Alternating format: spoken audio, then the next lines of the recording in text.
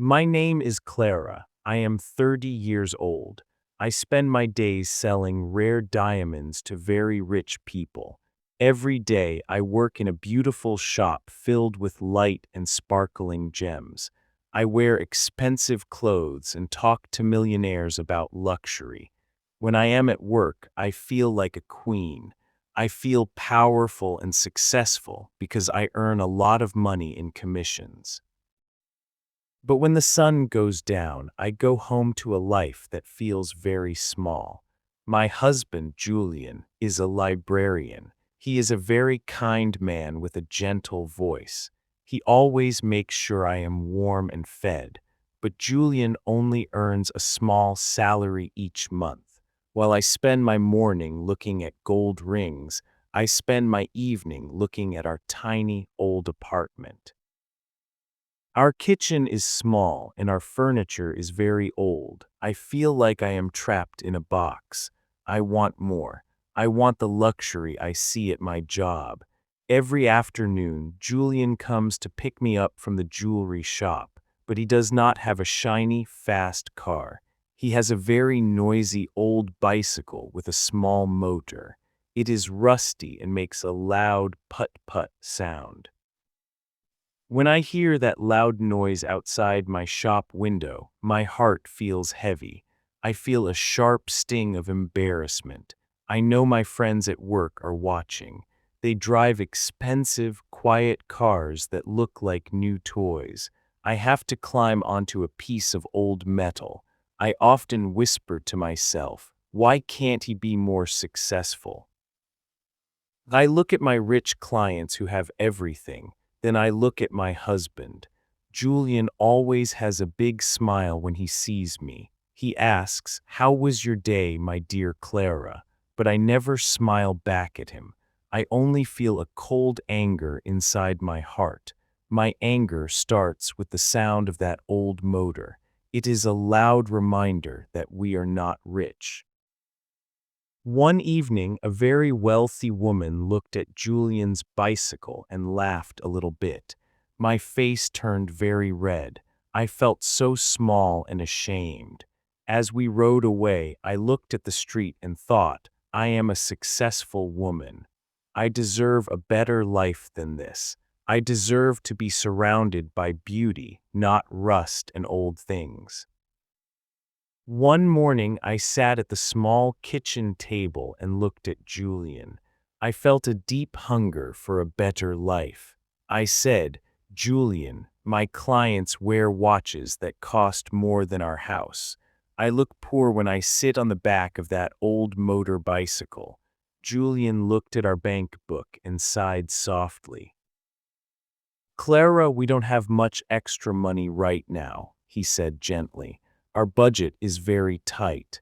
My face turned very hot. I felt a fire of rage burning inside me.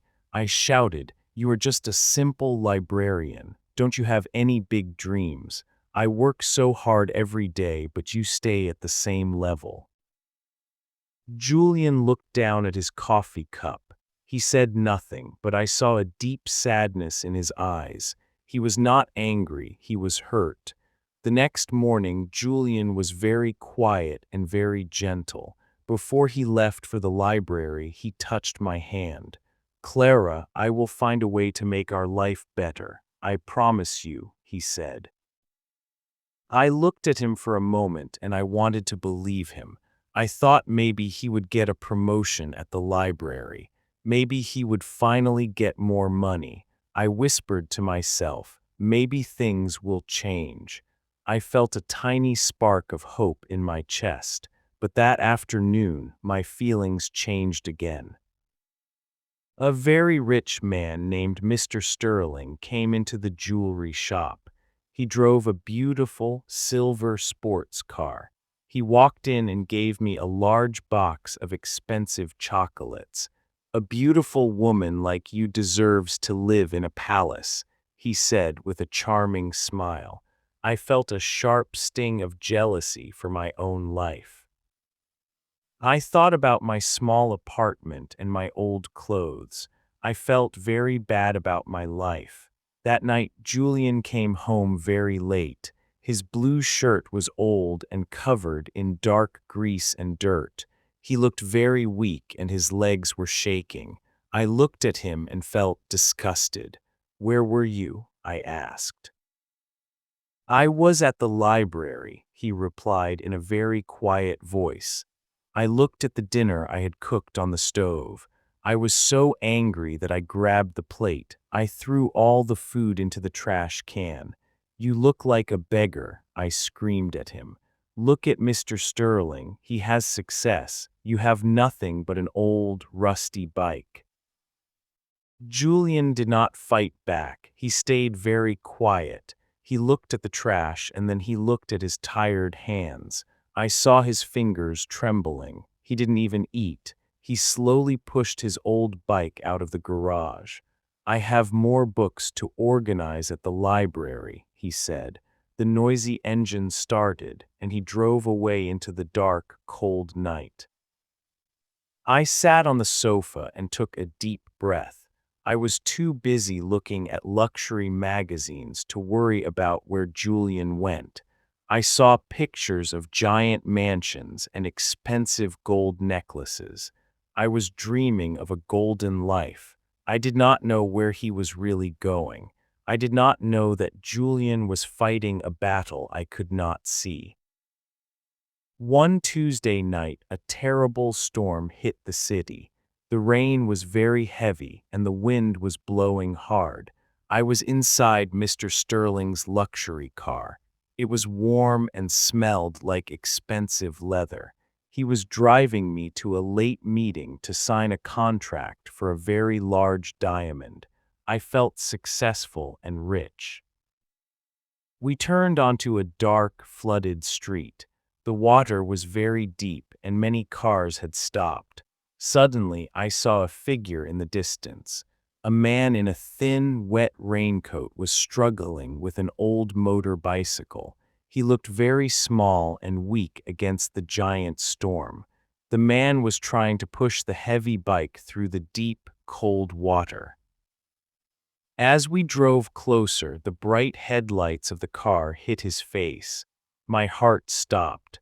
Suddenly, I saw the truth. It was Julian. My husband was not at the library. He was not in a warm building with books. Behind his seat, there was a large thermal bag. It was a bag for a late-night food delivery service. Julian was working a second job as a delivery driver. He had been secretly working every night in the cold and the rain. I felt a sharp, stinging pain in my chest. I thought he was just a simple man with no dreams. I thought he was lazy, but I was so wrong. He was fighting a battle for me. He was working two jobs to earn more money so I could have my dreams. I looked at him through the car window. Julian looked extremely tired. His face was pale and his eyes were dark with exhaustion. His hands were shaking as he tried to start the old engine. He kicked the pedal again and again in the middle of the flood, but the bike stayed silent. He stood there, soaked to the bone, looking helpless under the dim street lights. I sat in the luxury car and I could not breathe. My own hands were trembling on my lap. The world became very quiet for a moment. I realized that my husband's old bike was not a piece of junk. It was the sound of his love for me. "Mr. Sterling, stop the car," I shouted. I didn't wait for him to answer. I opened the door and ran out into the freezing storm. The cold rain hit my face like sharp needles, but I didn't care about my expensive clothes or my hair. I ran as fast as I could toward the man on the old bicycle.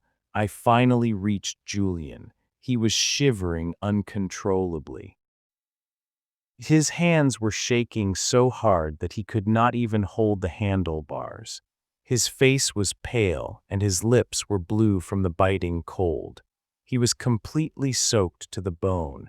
When he saw me, his eyes grew wide with worry. "Clara, why are you here? You will get sick," he said.